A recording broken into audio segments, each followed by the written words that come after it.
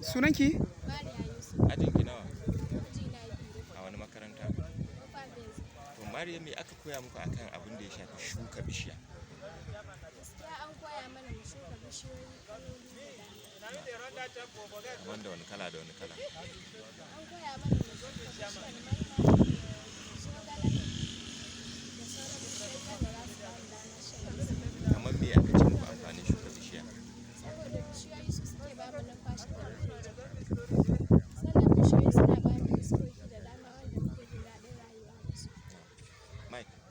Amma Mariya, a matsayinki na 'ya mace kuma ɗaliba karamar yarinya, yaya kika ji da aka fara koyar da ku ilimi na canjin yanayi na yadda ke ma za ki amfani da shi a rayuwarki don yaƙi da kwararowa hamada da sauransu? Gaskiya mun ji daɗi sosai game da yadda za mu taimaki 'yan uwanmu kuma mu ma mu taimaki kanmu.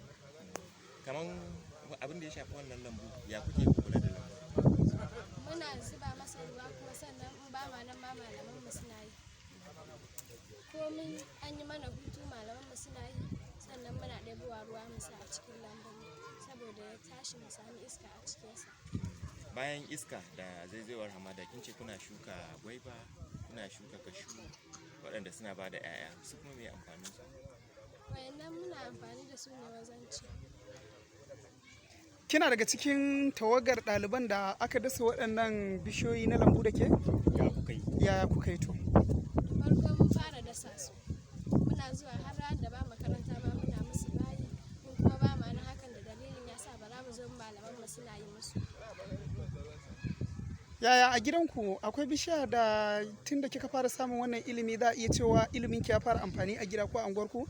Menene? Ba mu labari. Zogale a gidanmu. A waje ma mun dasa na mainoni.